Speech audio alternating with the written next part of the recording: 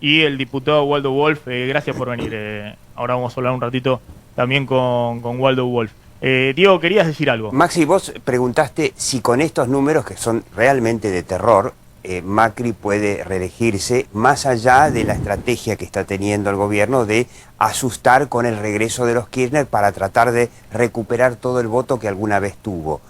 Y las expectativas económicas, efectivamente, como decía Graciela, han mejorado mucho más que lo que mejoró la intención de voto. Y el problema que tiene la campaña del gobierno que yo estoy viendo es que para que mejore también la intención de voto, Macri va a tener que desarrollar un mensaje de que entendió en qué se equivocó y de que, de manera creíble, sabe qué es lo que tiene que hacer para un segundo mandato. Y como tiene un problema de credibilidad un poco ladeada después de todas las metidas de patas, va a tener que tener, de alguna forma, una especie de plan que le avalen los empresarios, los economistas, para que el público en general que está votando ahora, o que dice que va a votar a José Luis Espert o a Labaña, vuelva al redil y eso le permita ganar. Con esta campaña como se la ve hoy, a mí me parece que no le va a alcanzar. Ponémelo el cuadro de los 4 años de Cristina, los últimos 4 años de Cristina, yo decía, muy malos en términos de indicadores económicos. Los primeros 4 años de Macri, peores todavía, que ahora los vamos a analizar con Fausto Espotorno. Carlos Campolongo, una reflexión respecto a esto. Varias, pero voy a explicarla. La primera, que estamos frente a una encrucijada dilemática y grave en la Argentina, frente a esta campaña electoral que desde mi punto de vista conceptualmente es lo más desastroso, banal, ¿sí?, superficial, sin una sola idea, de ambos contendientes que finalmente, según la táctica electoral, han logrado polarizar y creo que van a hiperpolarizar la elección. ¿Por qué digo? Obviamente voy a caer en la ausencia, ya lo hemos hablado alguna vez, la ausencia de ideas, la ausencia de un lado y del otro de una cosmovisión de país. Ninguno de los dos tienen cosmovisión del país. Me refiero a Macri y me refiero a Alberto Fernández. Y peor aún, es cómo se está trabajando el miedo en la sociedad. Acá fue mencionado. El miedo, yo te diría que es el instinto primario de conservación. Es casi biológico, aunque es una construcción social y política, por otra parte. Es algo muy positivo para la especie humana, es lo que generaba que sí, la edad de piedra, el miedo es lo que te generaba que no te comían la fiera. Que podía sobrevivir. Pero hay otro factor que también es construcción social y que es grave para nuestro país. Es que ese miedo va ligado absolutamente al odio. De un lado y del otro está el odio, sea por lo que puede venir, por lo que fue, por lo demás. Por lo tanto, me parece que es interesantísimo todo el cuadro que vos has marcado, pero habría que preguntarse, y con esto termino, ¿qué conclusión sociopolítica saco yo?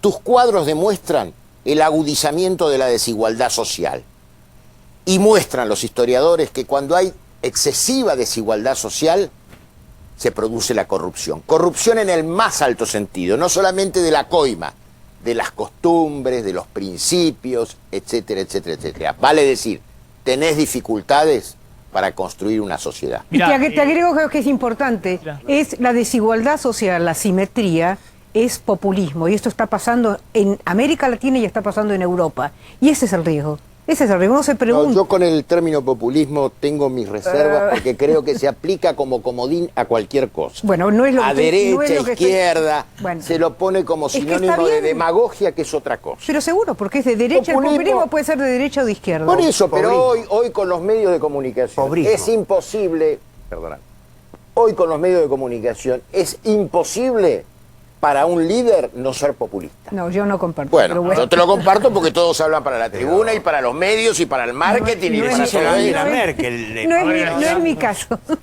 A ver, querías completar algo, completá y... No, es que tenía que ver con esto justamente, quería un poco cerrar lo que planteaba Campolongo recién, comparto con él, yo creo que el tema de la asimetría es un tema que no hablamos.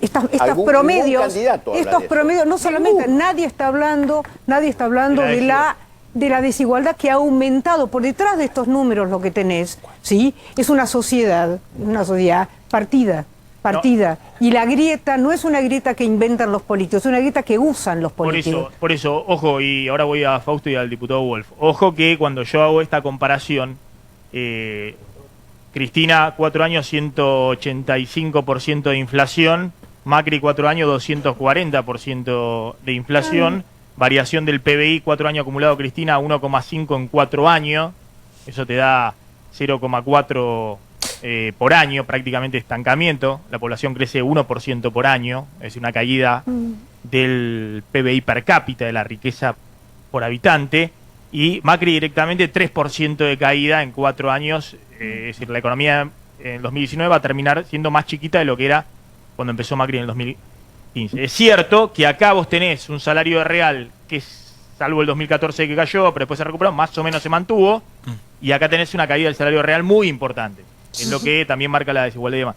Pero le pregunto a Fausto, ¿no? Recordaba un libro de Paul Krugman, premio Nobel de Economía, que escribió un libro que se llamaba La era de las expectativas disminuidas, digamos, ¿no?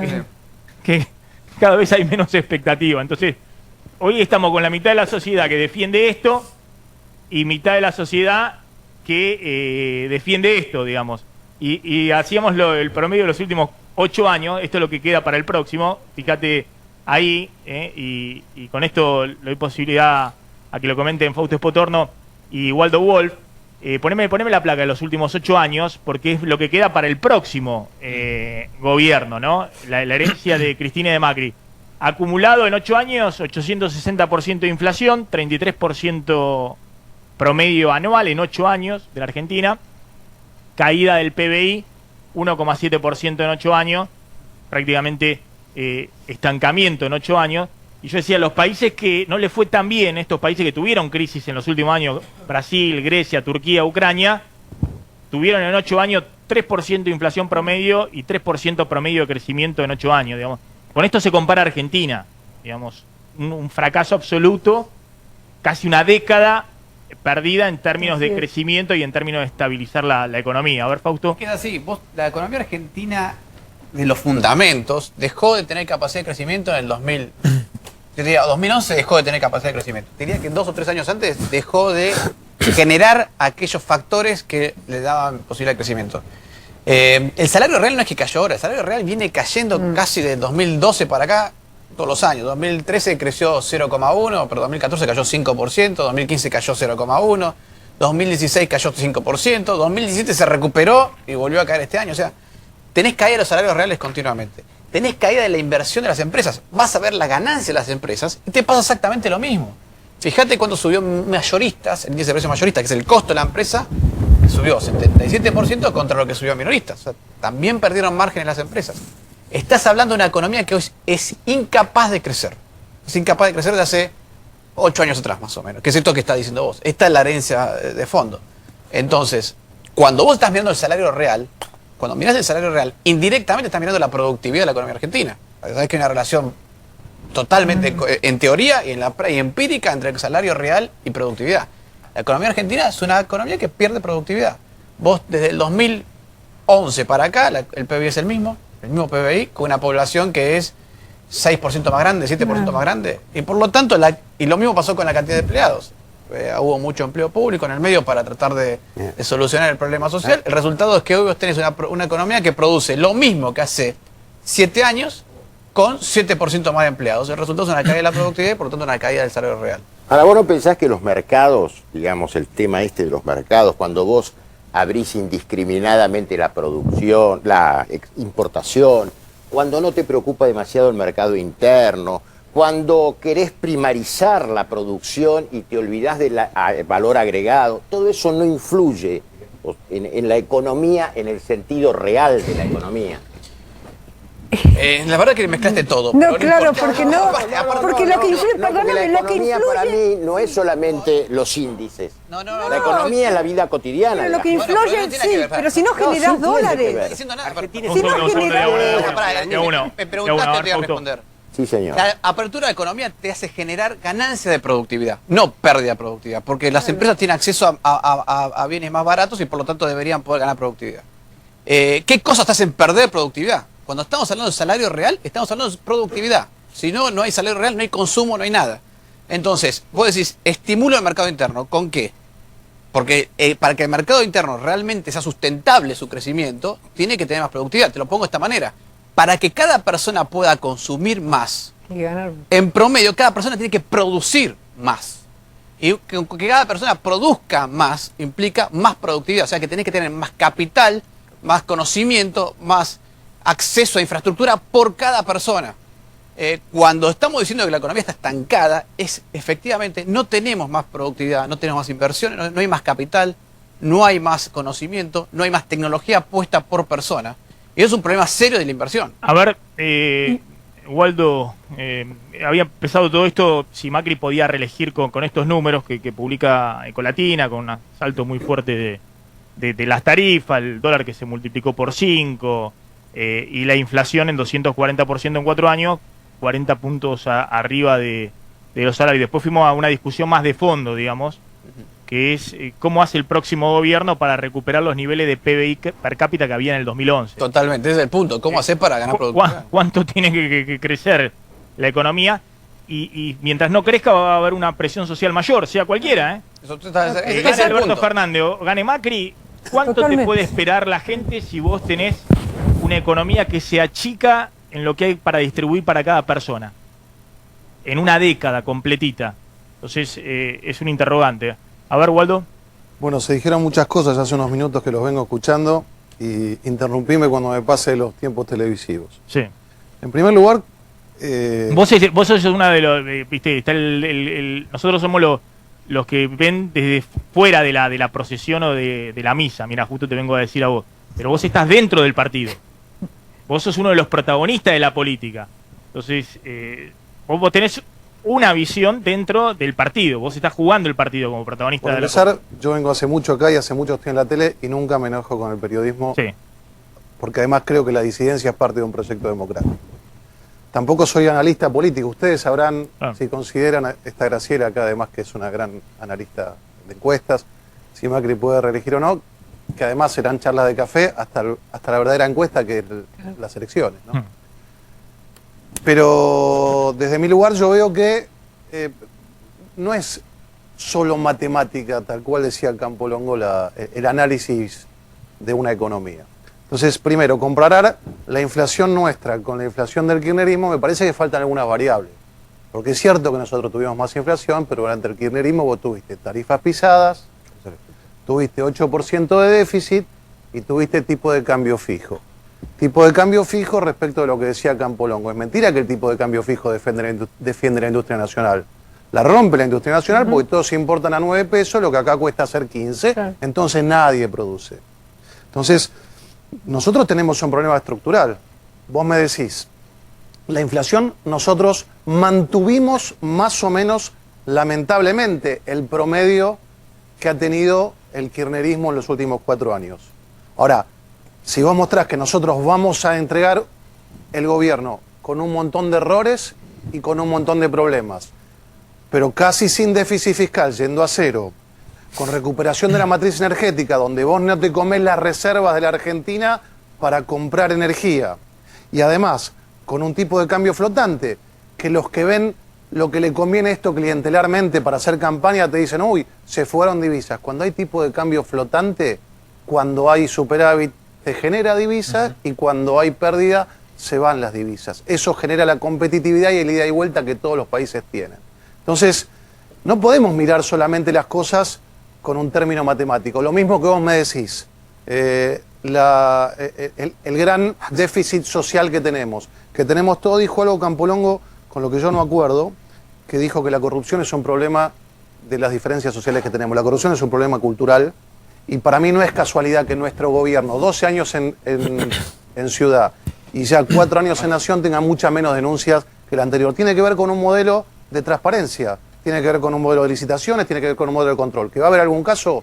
Seguramente, y cuando haya vamos a estar nosotros denunciándolo, no yéndolo a visitar a Ezeiza después de hacer una sesión para expropiar chicones.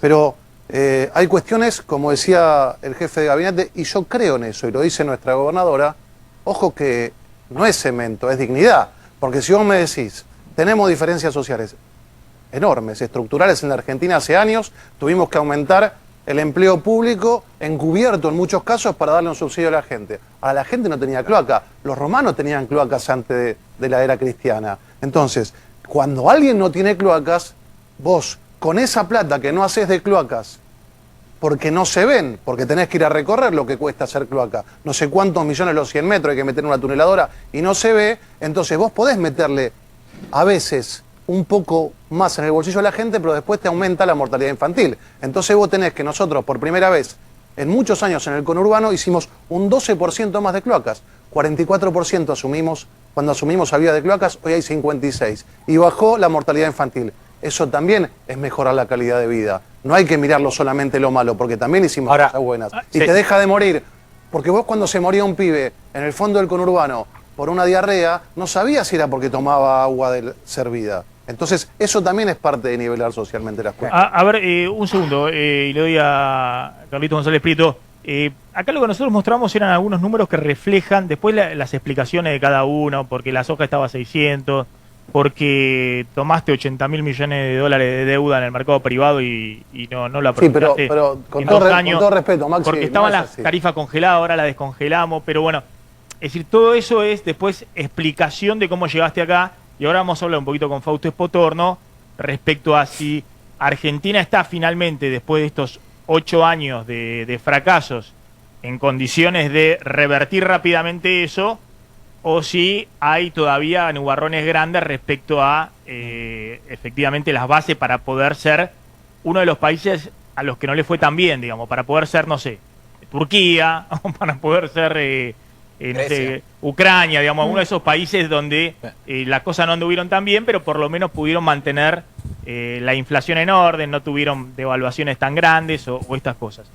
Bueno, sí. Carlos, ¿qué querías decirle? No, es cierto que con un cepo, que con las tarifas congeladas, incluso en un momento hubo miedo hasta que se espiralice una hiperinflación cuando desarmaron el cepo. Ahora la pregunta es, Mauricio Macri en el 2015 ya sabía que había un cepo, ya sabía que estaban las tarifas congeladas y que había que destrabar eso, ya sabía que eso puede generar inflación. ¿Por qué promete que domar la inflación era una tarea muy sencilla, sabiendo que todas estas cosas que explican por qué ahora hay inflación estaban latentes? ¿No hubo un error de diagnóstico? ¿Algún error tiene que haber habido? Lo dijo él. Él dijo que subestimó la salida de un proceso inflacionario que se multiplicó por 9. Porque, ojo, nosotros mantuvimos... Es tristísimo lo que te voy a decir. Es tristísimo como país, porque...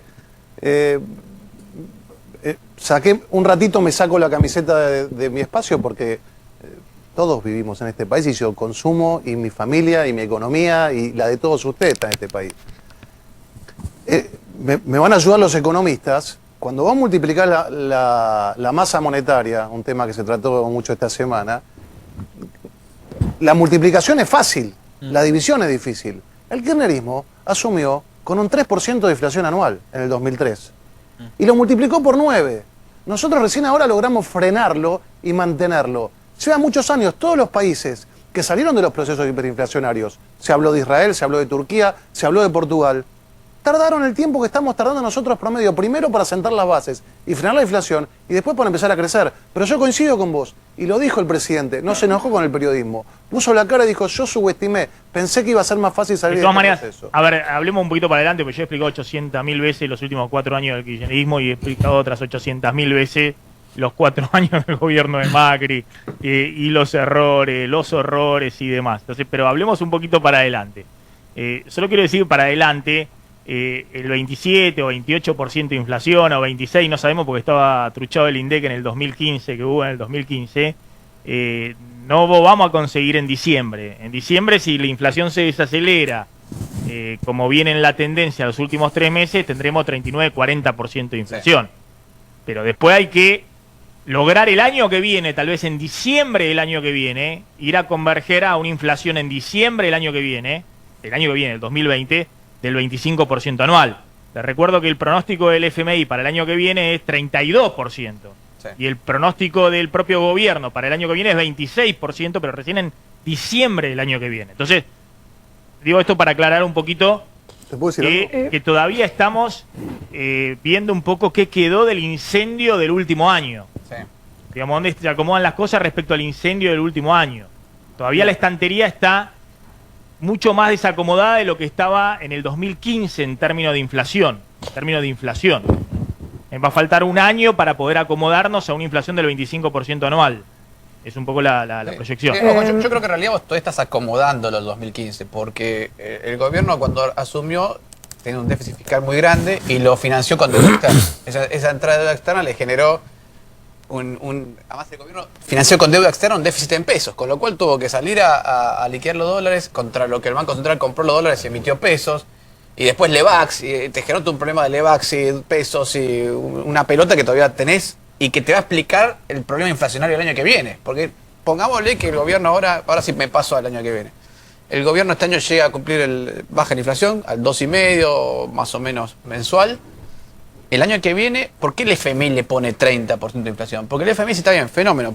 Si vos seguís con esta política, por ahí la inflación baja, pero tenés ahí todo un tema de LELIQs que tenés que resolver, que las LELIQs son las hijas de las Levax, cada vez son las hijas del déficit fiscal. ¿Está? Bicicleta, va.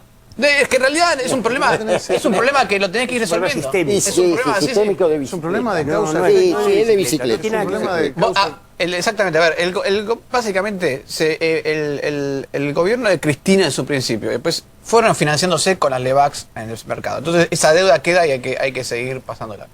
Para licuar esa deuda tiene que haber una mejora en la confianza del peso y ese es el problema que ve el FMI. Dice, algo vas a tener que emitir para sacar las LELIQs del mercado. Por eso le ponen la inflación en el 30%, ¿no?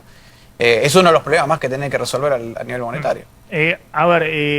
Diego, y ahora vuelvo a la otra discusión que hay, me parece que se ha trasuntado en los últimos días, por qué toma la decisión que tomó hoy el Banco Central es porque en alguna medida los propios bancos están viendo que se puede venir, sobre todo después de las PASO, un tironeo, algún tipo de movida. Entonces, los bancos están guardándose pesos, no quieren más LELIQs. No. Están guardándose pesos por si del otro lado del mostrador vienen depositantes a pedirle el depósito a plazo fijo para correr al dólar. Por si acaso. Entonces, siempre un banco central le pide a los bancos que guarden parte de los depósitos, que no lo presten, que lo guarden. Hoy los bancos, cada vez que toman un depósito de alguien que va a hacer un plazo fijo, parte lo guardan en el Banco Central y parte se lo prestan al Banco Central, porque hoy no hay préstamo al sector privado.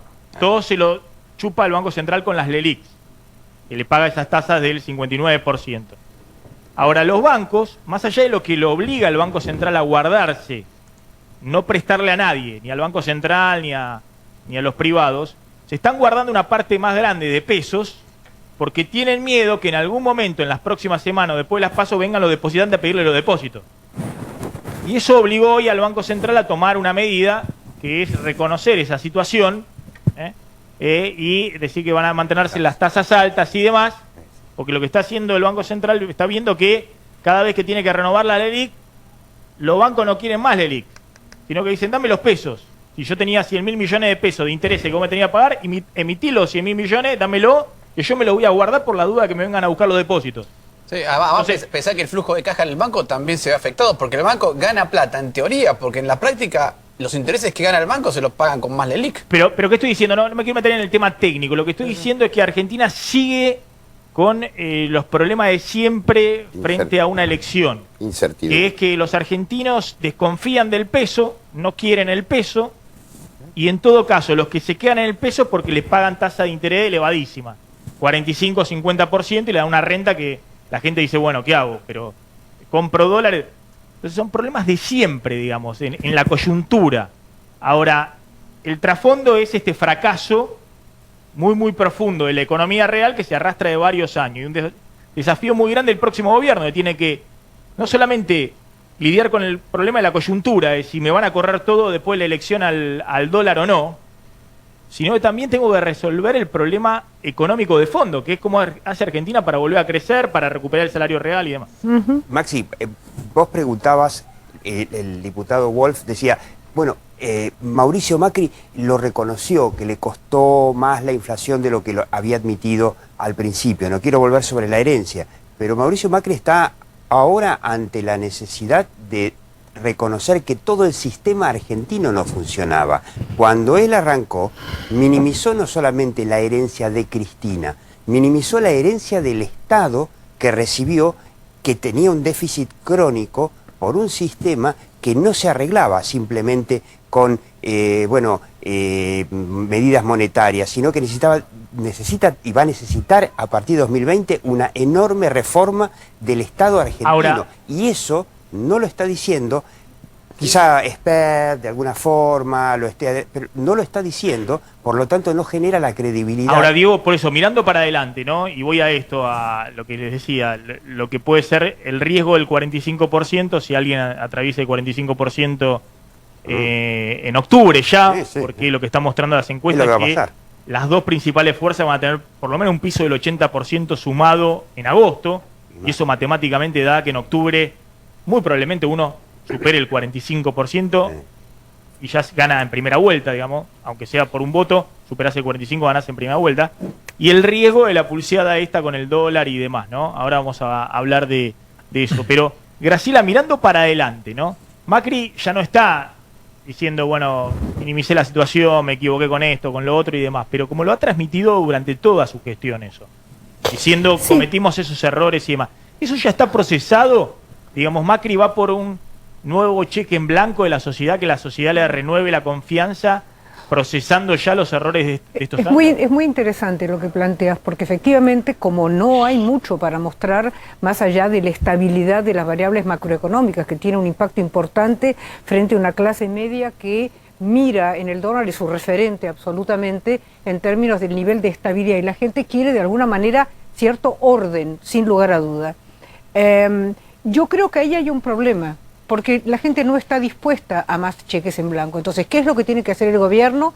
Digamos, ¿cómo generar indicadores? ¿La gente no está dispuesta a dar cheques en blanco? Ya no dije eso, sí. Creo sí, que no, está bien, está bien. Entonces, el punto. lo que... Pues si le dieron un cheque en blanco en diciembre del 2015. Que tenía que ver con salir de una situación que era hubo un voto por default muy importante. O sea, ¿quién era el flautista de Amelín que me sacaba de esa situación y me llevaba, digamos, hacia buen puerto? Solo que Amelín no llevó a las ratitas a buen puerto, pero digamos como metáfora sirve. Claro. Lo que digo es que recrear expectativas requiere de alguna manera de señales nuevas. Ya no hay cheques en blanco, hay cheques que pueden tener de alguna manera datos. Y la impresión que yo tengo, cuando el presidente, digamos, dijo, me equivoqué, yo hubiera agregado, señores, me equivoqué, pero aprendimos. Y porque aprendimos, vamos a cambiar nuestra... No, te digo, realmente yo lo sigo muchísimo y creo efectivamente, vamos a cambiar y este es el camino, todavía no está resuelto. Vos fíjate, yo creo que hubo una modificación importante con la convocatoria a Pichetto, algo que yo aplaudo y lo he dicho en esta columna, ¿vos te acordás? Sí. Realmente la necesidad clara de producir transversalidad y convocar, digamos, a un sector de la oposición. ¿Por qué? Porque un gobierno en minoría no puede producir los cambios estructurales que yo efectivamente creo que hay que hacer y que comparto con la propuesta original del gobierno que hay que hacer. Era muy, te diría, digamos, no sé cuál es la palabra, pero es creer que desde un gobierno de minoría yo puedo producir cambios culturales como lo que hay que producir en el país, realmente me parece que no era. Ahora, no está claro cuál es el rumbo, porque la gente tiene miedo de volver al pasado y tiene que, de alguna manera, recrear expectativas acerca de que ese futuro es algo más que no volver al pasado. A ver, Waldo, vos sabés que hay algo que se ve también en los spots de campaña del gobierno, ¿no? Que dice, recuperamos el INDEC, ahora es la confianza, en la credibilidad y demás. Y yo creo que es un punto muy fuerte del gobierno, porque el INDEC es el que te muestra que la pobreza subió arriba del 32%, que la inflación el último mes está en el 55% anual, te muestra datos espantosos. Pero en vez de pelearse con esos datos, empezar a relativizarlo y decir, bueno, la cosa no es tan así, el gobierno me parece que aprendió también del golpe que significó para el kirchnerismo haber truchado el INDEC y haber dicho que teníamos la pobreza de Alemania y demás. El gobierno se sube a, mira, no te pude resolver nada de la economía, incluso muchos indicadores están mucho peor. Pero eso lo muestra el INDEC transparente que yo... Pero esa es condición necesaria, pero no suficiente. Este es el punto. Pero se enunció una revolución cultural, lo dijo el presidente de la nación. Que una revolución cultural, lo que vos estabas pidiendo, viene desarrollándose hace bastante. Pero para esa revolución... para que Waldo está pidiendo ahí la pelota, como cuando era arquero ahí abajo de los 3 palos. No, porque no te la pueden dar, no la puedes agarrar ahora. Sí. No es que aprendimos de los errores del kirchnerismo. No del Y kirchnerismo. permitime, pero eso no, pues es lo que dijo Maxi. Esto es una cuestión de valores. Claro. O sea, si a mí vengo hoy y después de este programa algún jefe de campaña que no va a ocurrir me dice, che, Wolf, salí a decir que la inflación es menos de lo que es. No se me ocurre, no pasa en mi espacio. Entonces, esta sociedad tiene muchos problemas, es multi... Problemática. Sí, multiproblemática o multifactorial nuestro problema. Tenemos problemas económicos, tenemos problemas culturales, tenemos problemas de valores y tenemos problemas psicológicos. O sea, acá hay gente que todavía sigue defendiendo un modelo. Ustedes son periodistas. La expresidenta de la Nación, que el otro día dijo que Novarecio era de un grupo de tareas más o menos. Ustedes no podían decir cuánta inflación había, y vos lo sabés. Porque Todesca decía cuánta inflación había y le caía una demanda penal del secretario de Comercio que además a los empresarios recibía con una pistola arriba de la mesa. Entonces, para mí sí es un valor decir la verdad, porque no hay ninguna posibilidad, ganemos o perdamos. Nosotros no nos vamos a quedar para siempre, ganemos o perdamos. La alternancia en una sociedad democrática es buena. Yo quiero ganar y estoy convencido que vamos a ganar, pero aunque ganemos, algún día vendrá otro gobierno. Entonces, si nosotros no recuperamos los valores, y el valor de la verdad te conecta con identificar los problemas que tenés, que es lo que nos pasa a cada uno de nosotros en nuestra vida particular. No es un tema menor el valor de la verdad. Ahora, ¿cómo te imaginás un segundo? Los gobiernos tienen como etapas, ¿no? El primer gobierno de Kirchner, el segundo, Perón, lo mismo. ¿Cómo te imaginás un segundo gobierno de Macri? Porque algunos dicen, ojo que cuando ganan se agrandan y vuelven a los caprichos del presidente. Pasó en el 2017 cuando volvieron al esquema del pro más duro, porque claro, si ganás una elección, volvés de vuelta a imponer un estilo que tiene que ver con la mesa muy chiquita del presidente. ¿Vos cómo te imaginás un segundo mandato?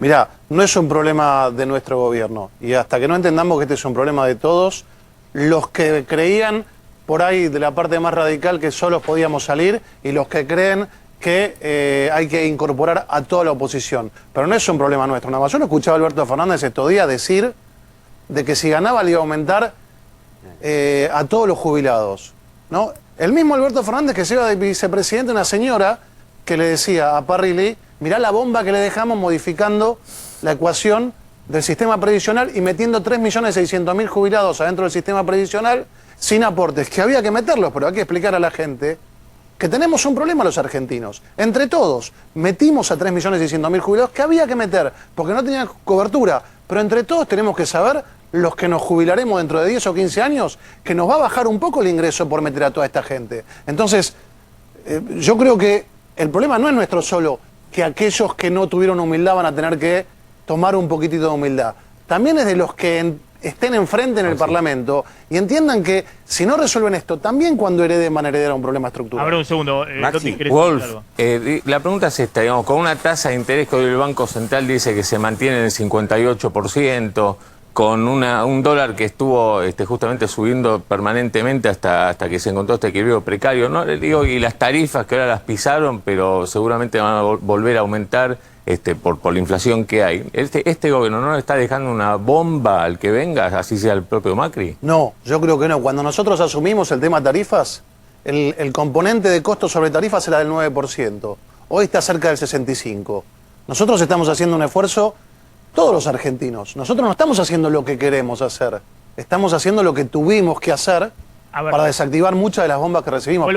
Vuelvo al tema anterior, ¿no? Porque me parece... Si se quiere, interesante en términos de... Fíjense que hay poca promesa, digamos, en esta campaña, ¿no?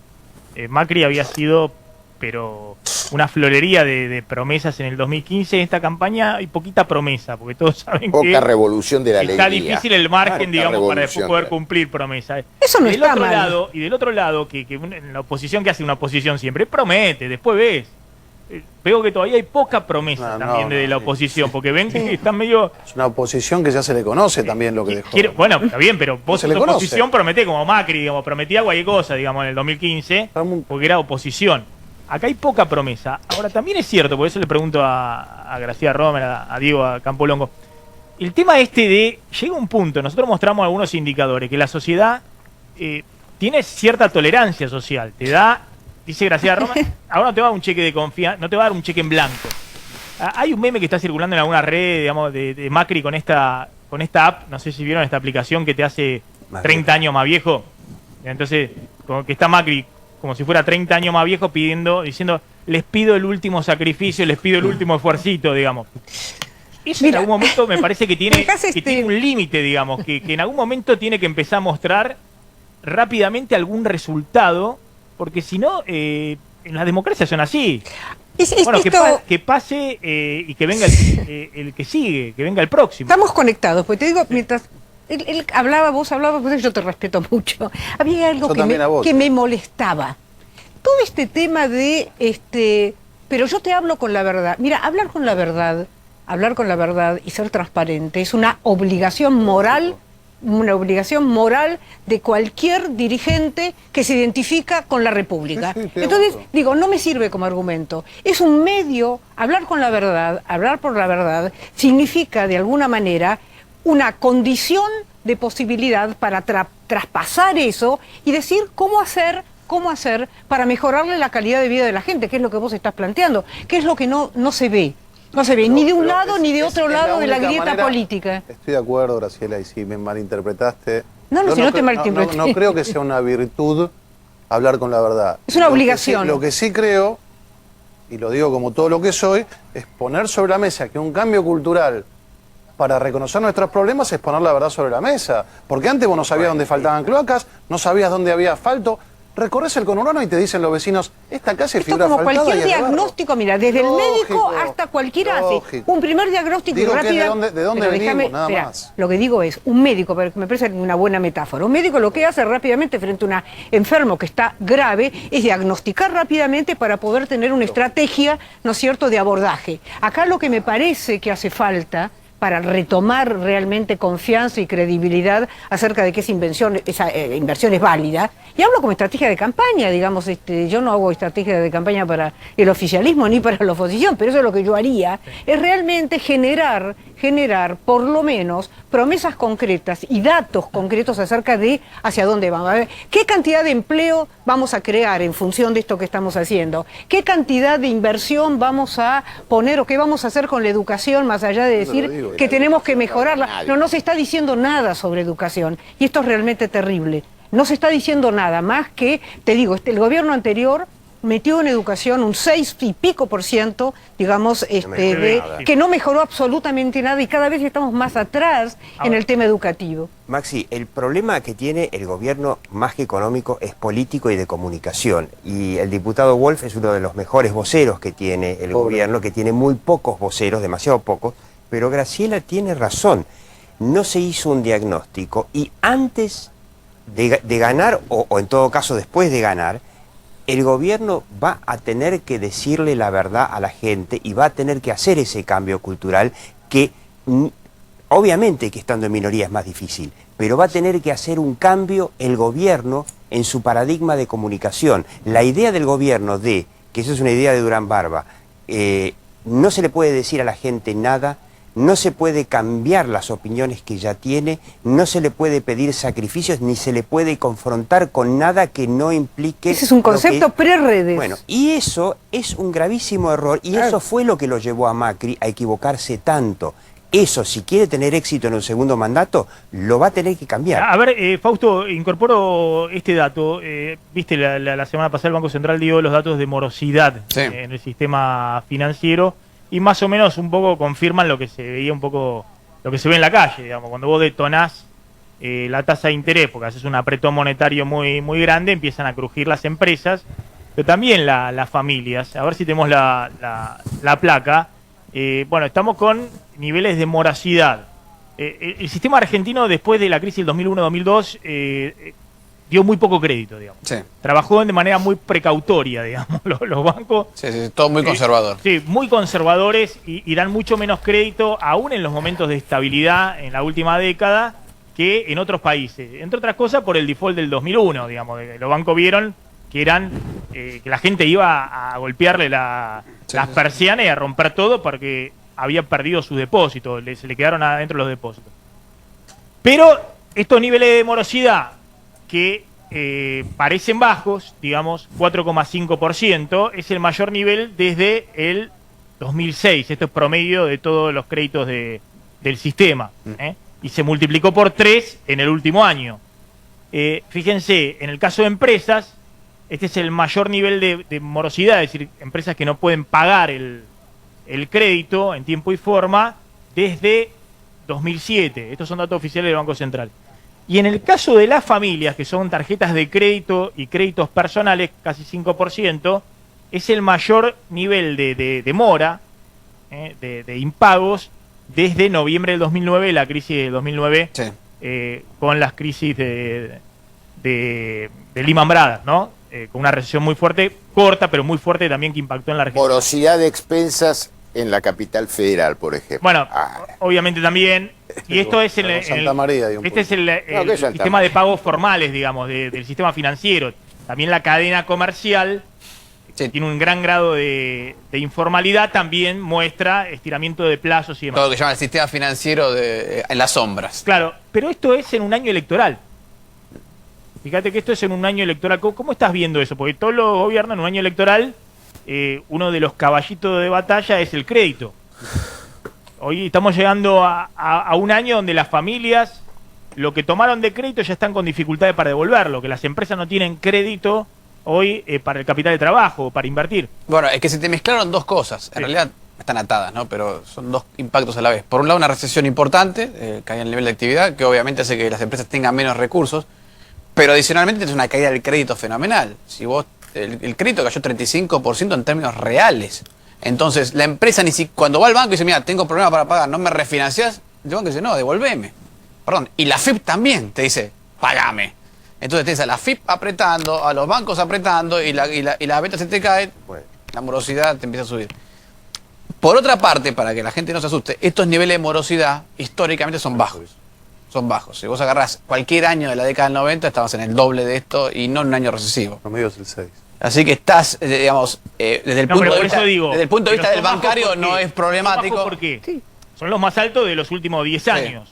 O de los últimos 12 años. Pero espera, el de la economía en blanco, porque la porque FIP... los bancos, después del 2001, por eso el década del 90, los bancos prestaban porque creían que era la... Y si te embargan las cuentas, la rueda de la felicidad. Bueno, eso por eso digo, los propios bancos fueron muy cautos en otorgamiento de crédito. Ahora, evidentemente hoy tenés un problema... No, está bien, lo aclaro simplemente para que nadie se asuste por el tema bancario. O sea, los bancos con financiamiento externo en la época de Menem. Lo aclaro, financiamiento externo. Lo quiero aclarar por ese punto. Bien. Porque decir, ojo, estas moras son bajas y no ponen en riesgo el sistema financiero. Claro, sí, por supuesto. Ese es mi punto. Porque los propios bancos están, si algo aprendieron los bancos, es que más allá de lo que hagan los gobiernos, ellos mismos tienen que ser más cuidadosos que nunca. Claro, exactamente. Ahora, para lo que es el nivel de actividad, esa doble combinación que es mortal, triple te diría. AFIP apretando con los embargos, etcétera. Claro. Porque por otro lado, el gobierno necesita recomponer equilibrio fiscal. Entonces, tiene que mejorar las cuentas por un lado y tenés el tema de la recesión y el tema del crédito, ¿no? Bueno, voy a hacer una última pregunta, Waldo, a Graciela Romer. Vamos a hablar un poquito del tema del periodismo, qué pasó con Cristina, si está en plan reconciliación o venganza con el periodismo en la campaña electoral, y después vamos a seguir hablando un poquito de economía con Javier Milei. Lo quiero sacar un poquito a Javier. Es arquero, tenés otro arquero, es arquero también. Me trae el libro, pero lo voy a sacar un poquito del show, y lo quiero al Javier para charlar mano a mano del análisis económico profesional que él hace todos los días en la empresa donde trabaja. Quiero el corto plazo, los próximos 3 meses, que identifiquemos algunas variables que pueden sonar algunas alarmas en el corto plazo, y cómo sigue después la economía hasta octubre y diciembre. 45% puede ser un número mágico en octubre, que defina todo en octubre. Yo digo la verdad que desde el punto de vista económico lo que hace falta acá es que se defina la elección cuanto antes, digamos. Sí. como sea, pero que se defina, porque la verdad que después de octubre, seguir hasta noviembre con un proceso electoral y demás, tal vez lo mejor para esta economía sea que se acorten los tiempos políticos. ¿Sí? Pero el gobierno, así como ve una tendencia donde crece, donde va emparejando, donde hay un crecimiento de los dos espacios, incluso proyectándose por arriba del 40, bueno, también corre el riesgo, digamos. ¿Y qué pasa si esa polarización termina inclinando la balanza para los Fernández en octubre? Lo que ¿Es pasa un riesgo el riesgo de 45, es una moneda al aire para cualquiera? Por supuesto que la polarización es un riesgo porque el negocio político para el gobierno sería fundamentalmente que crecieran las terceras fuerzas, sobre todo, digamos, la Baña, pero hasta un punto. Digamos, el tema... Para retener votos y que después se los den en noviembre al gobierno. Efectivamente, pero de todas maneras yo creo que hay otros elementos en juego que no van a permitir, digamos, y que no permiten a las encuestas actuales pronosticar con cierto grado de certidumbre.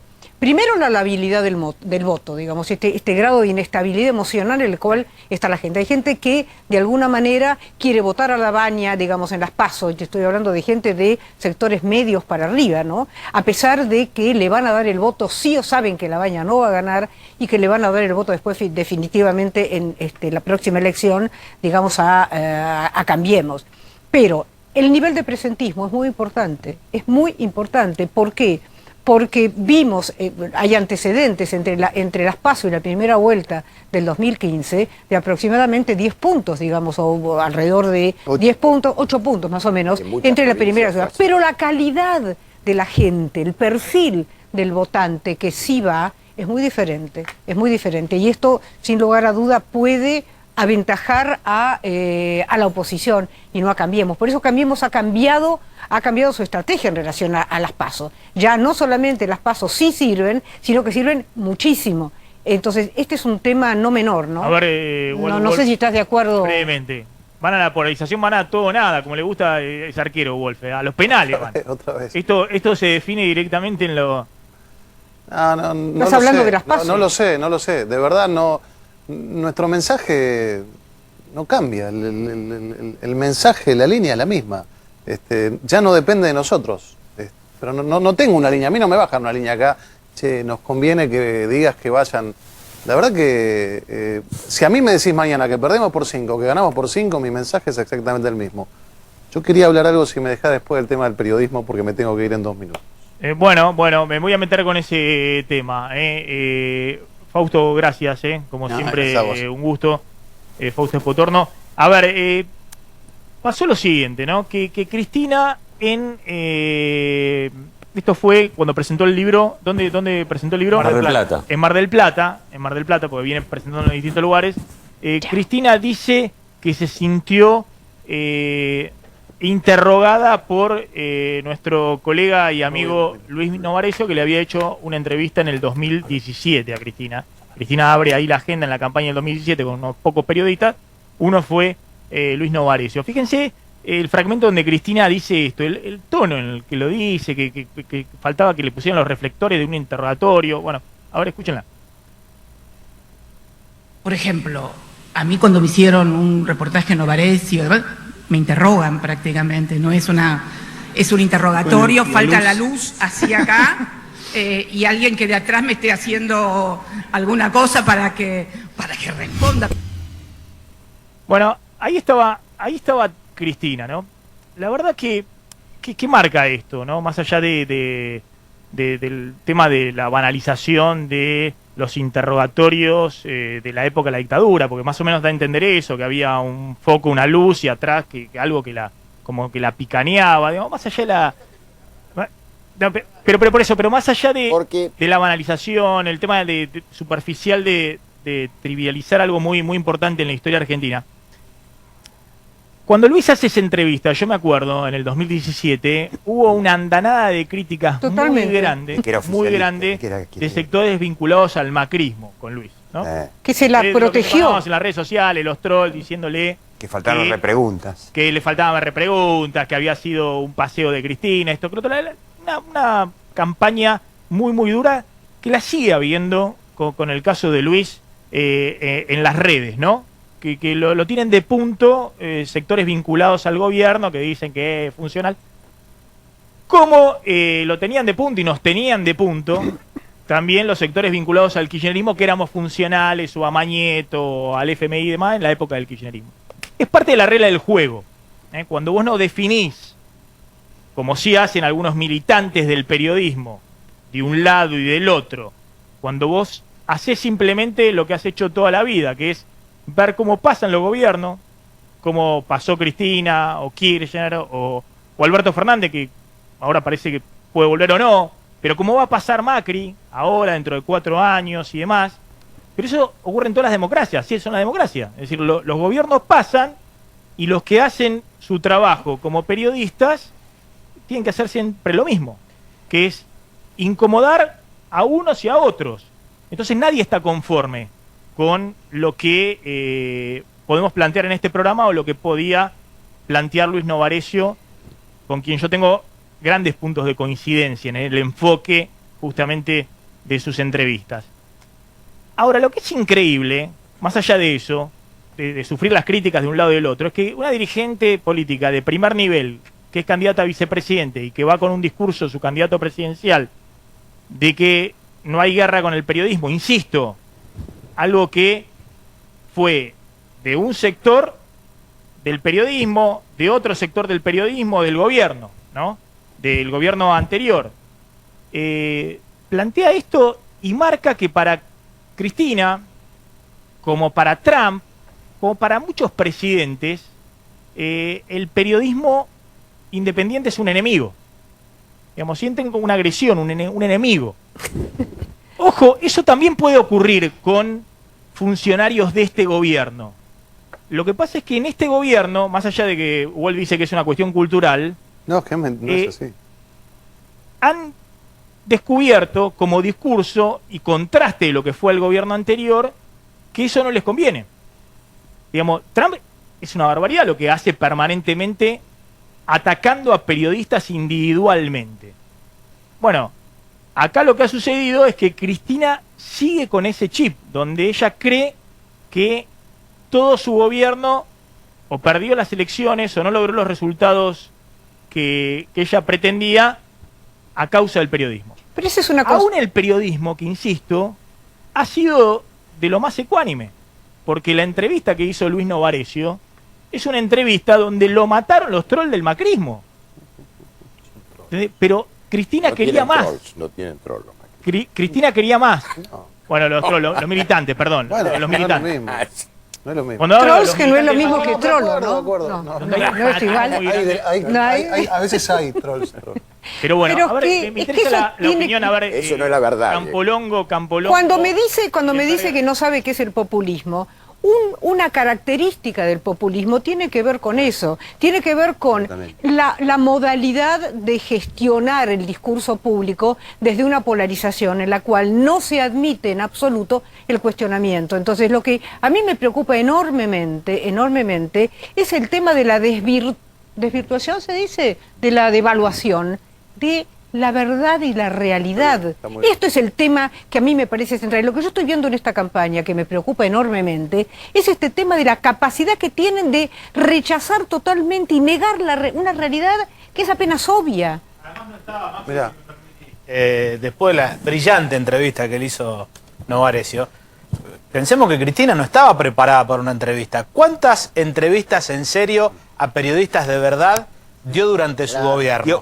¿Cuántas conferencias de prensa? Una sola en 8 años. A ver, ¿cuántas conferencias de prensa hizo con repreguntas en 12 años? No está preparada para hablar con la prensa. Pero no hay que... Ustedes son parte, lógicamente, parte de la sociedad del periodismo. Y así como nosotros tenemos que hacer nuestra autocrítica, hay una parte del periodismo que yo le pido que, más allá de quien gane, pongamos sobre la mesa estos valores que nos van a ayudar a reconstruir las cosas que no hemos hecho bien como sociedad. A nuestro gobierno no es que le conviene ser bueno con el periodismo. Yo te pregunto, ¿qué antecedente vos tuviste de un funcionario de nuestro gobierno? No con lo que dijo Cristina, porque Cristina yo considero que tiene un problema, no soy psiquiatra, pero tiene un problema, ella cree que es el centro del universo y se cree las mentiras que dice. Pues ella misma que persiguió, a mi entender, al periodismo como nunca ningún otro gobierno democrático lo ha perseguido. con Alberto Fernández, que es peor que Cristina, porque se vende como bueno, y es el que perseguía a Saboya diciéndole que era un autodenominado periodista de investigación, es el que mandó echar a Pepe Diashev, al que lo denominaron pseudo periodista, y es un violento.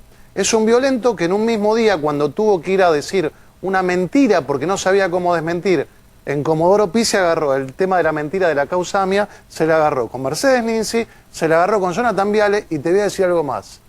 A Emanuel, el periodista cordobés, se dio vuelta para invocarlo. Es un violento, se dio vuelta para ponerlo. ¿Qué quiere Entonces, decir eso? se dio vuelta para poner una piña. Ah. Le dijo, ¿usted qué me está haciendo? Y después, cuando fue con Mario de Cadena 3, le dijo algo muy interesante. Le dijo, queda claro que usted no me quiere. Decime, ¿a vos alguien te preguntó alguna vez si querías a un funcionario? Yo, alguna vez que vine acá, gracias por haber dicho que soy uno de los voceros, ¿alguna vez yo te pregunté que me ibas a preguntar? Entonces, no hay que jactarse de esto, como decía Graciela, pero la verdad que hay dos realidades totalmente distintas. ¿Sabes? Y me parece que esto hay que sostenerlo en el tiempo. Ganemos nosotros o ganen ellos. Alberto Fernández es un violento. Tan violento como Cristina Fernández y peor. ¿Sabes la visión que tengo yo, Wolf? Que te puedo contar de historia, lo que sea, pero no importa. Macri va a pasar, Cristina va a pasar, Lógico. Alberto va a Y eso es lo que pasar. estoy diciendo. No son ninguno garante ni de la democracia argentina, ni son garante de la libertad de prensa, ni demás, ¿entendés? Entonces, pero no importa. En la historia no Es van lo a que pasar planteo. y van a quedar... Es lo que planteo. Y lo que sí es importante, en todo caso, es claramente el rol del periodismo. Cuando vos haces militancia, yo lo veo en Estados Unidos, obviamente la Fox hace militancia para Trump, pero también veo que a Trump lo matan injustamente en muchas cosas, haciendo militancia de los medios tradicionales supuestamente independientes. Entonces, ahora, hay periodistas individualmente que en esa guerra de un lado y del otro plantean las cosas como son e incomodan a ambos lados. El que es militante no está haciendo periodismo. Bueno, está bien. Vos tenés que incomodarme. ¿Vos Si yo crees vengo... que no hay periodistas? Y es muy interesante. favorecidos Fíjense, por voy a este dar un gobierno? ejemplo. Yo creo que hay periodistas que tienen la camiseta puesta por este gobierno. Por el gobierno sí, pero también y creo, pauta. también creo que por lo menos en los últimos 16 años, 12 del kirchnerismo y nunca tuviste tanta libertad en los medios públicos. Los que más nos pega la TV Pública y Radio Nacional. Mira, Y está bien. Está bien. Pero, ¿por qué Voy a se dar enoja? el ejemplo, recién daba el ejemplo obviamente de Luis Novarecio, que está en el foco de atención por esto que dijo Cristina, totalmente un boomerang, digamos. Si Cristina quiere hundir la campaña de su propio espacio político, está contribuyendo con ese tipo de cosas y que muestra también los cortocircuitos que tiene entre lo que plantean los estrategas de campaña, la necesidad de Alberto Fernández de mostrarse moderado y las cosas que dice Cristina. Pero fíjense lo que dice Pablo Wende, ¿no? Insospechado de kirchnerismo. Que diga Wende que sí es kirchnerista, creo que no. Por ahora. Alberto Fernández patina, pero la realidad es que va a entrevistas con un montón de periodistas como mínimo no amigables para él. Sería bueno que Mauricio Macri también se deje entrevistar por Gustavo Silvestre o Víctor Hugo, por ejemplo, no. Más allá de ellos, de ellos tanto provocador, Carlitos Burgueño dice lo mismo. Yo puedo dar una lista grande, digamos. Wende habla de dos periodistas que militan en el otro lado, digamos, que militan en el kirchnerismo. Pero hay una cuestión... Yo puedo dar una lista grande de, empezando por el propio Luis Novarecio, de periodistas que no militan o que no tienen la camiseta de un lado o del otro, como dice Wolf. Me sumo al análisis pedido de Wende, dice Carlitos Burgueño. Es verdad que Alberto Fernández tiene que serenarse y dejar de enojarse, pero también es cierto que habla y acepta entrevistas con todo. ¿Para cuándo reportajes de Mauricio Macri con periodistas que los pongan incómodos? Puedo decir lo siguiente, porque en realidad creo, a ver, yo no creo que ni un periodista, ni un profesional, ni un cientista político, lo que fuera, puede realmente generar, digamos, partirse en dos y dejar su identidad política de lado. Yo creo que esto no, la gente tiene, vos tenés tu propia ideología, tenés tus simpatías, esto no quiere decir que vos no puedas poner en juego dispositivos de objetividad que existen para poder darte cuenta cuando estás haciendo campaña, no solamente, pero esto no quiere decir que vos no puedas simpatizar con alguien y ser objetivo al mismo tiempo. Yo veo Porque periodistas, sí se puede... yo veo, así como veía las barbaridades del 678, del cual hemos sido víctimas, digamos, entre otros yo mismo, veo periodistas que hoy defienden la política oficial con más convicción de la que lo defienden los ministros con los cuales yo hablo. Porque pero son fuente mía, porque los llamo, porque les pregunto, por esto y el otro. Pero esos periodistas defienden con más convicción que los propios ministros de... Sí, pero uno también puede ser más objetivo a pesar de tener simpatías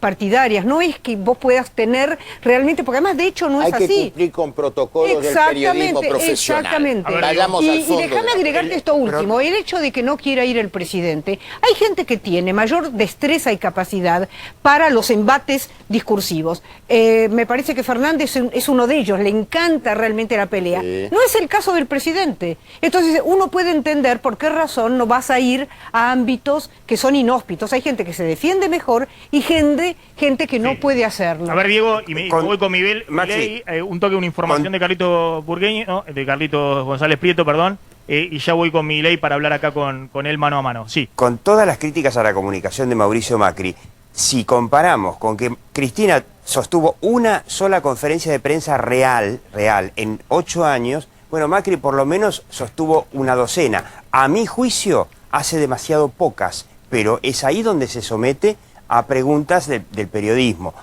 Son pocas, pero por lo menos se somete a conferencias de prensa. Carlos, cerrás con el tema.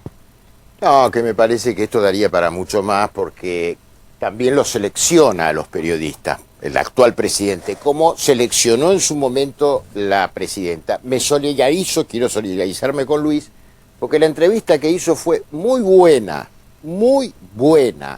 y me parece que lo de Cristina obedece mucho a, primero, un concepto político de amigo-enemigo que tiene ella que no lo abandona, pero después, improvisar frente a auditorios cara a cara, te lleva a las exageraciones, porque haber dicho que a veces te hace como lo de Luis Novarecio, casi con una pistola atrás y el foco, me parece una barbaridad. Lo rechazo y me solidarizo con Y te voy a decir algo más, si Alberto Fernández realmente... Y Alberto tiene que tranquilizarse, ¿Cree lo que dice? ¿Qué dice Alberto Fernández? Viene con el discurso que Argentina después de diciembre del 2019 no sale adelante si no hay un gran consenso político y un acuerdo sobre hacia dónde quiere ir el país. Si cree lo que dice Alberto Fernández, sin duda va a tener un problema muy grande si llega a ser presidente en la interna con Cristina Fernández de Kirchner. Sí, claro. Sin duda hay un problema enorme.